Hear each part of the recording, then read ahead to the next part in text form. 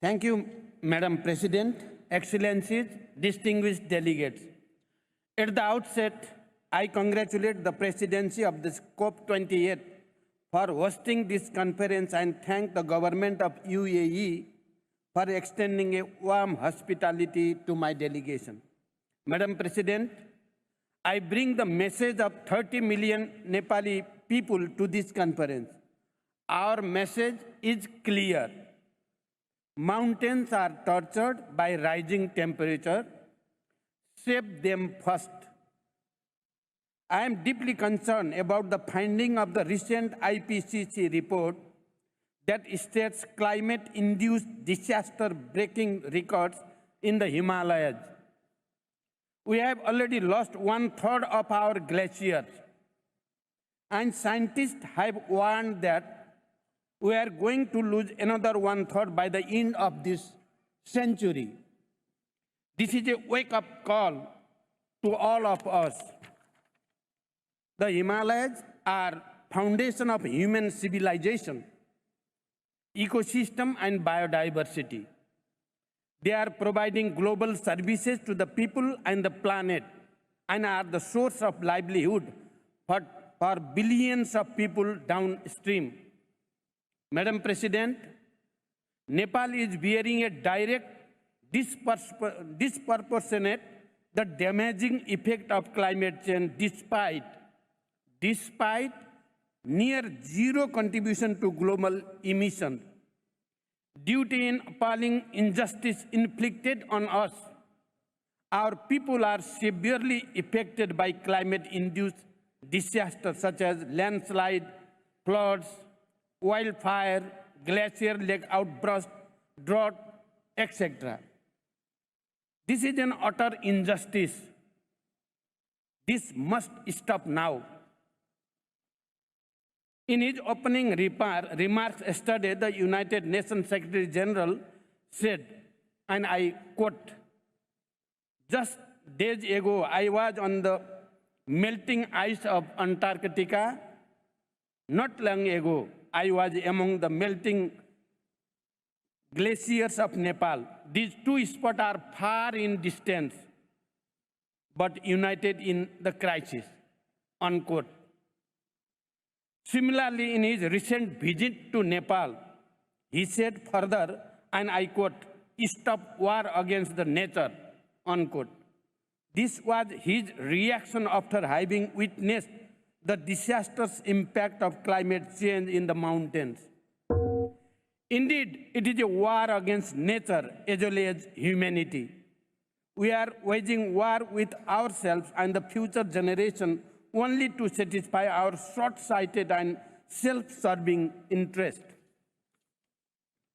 So, I stand here for climate justice for my innocent people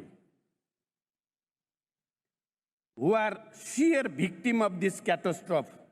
Madam President, recently I unveiled the National Adaptation Plan and NDC implementation guideline with clear roadmap and strategies. Nepal is fully committed to the Paris Agreement. We are committed to achieving a net zero greenhouse gas emission by 2045, 5 years earlier than the global target. We will fully utilize our hydropower potential to secure the clean energy and maintain 45% forest covered land. However, our attempts to implement climate change adaptation and mitigation plans are facing serious financial and technological gaps. LDCs are more vulnerable to the impact of the climate change and are in desperate need of financial and technological support.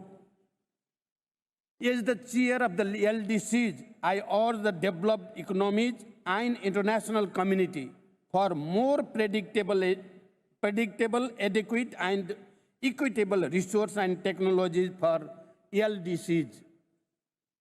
Countries like Nepal are left behind to live on their own fate.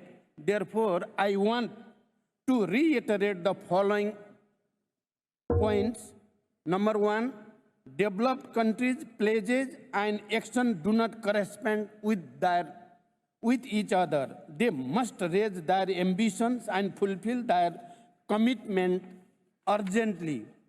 Number 2, they must scale up climate finance to make up for the US $100 billion shortfall and double the adaptation finance by 2025. And ensure fair financial arrangement without condition, constant, and compliance. Third, we demand grants as our justice to address this crisis. The loss and damage fund must be predictable, simplified, and adequate for LDCs and mountainous countries. The GST report must give a clear roadmap to all, and we must act in solidarity with urgency. Number 6, finally, I strongly recommend the necessity of initiating a dialogue on mountain and climate change. I wish a grand success of this conference. Thank you for your attention. Thank you very much. Thank you very much, Your Excellency. I would kindly like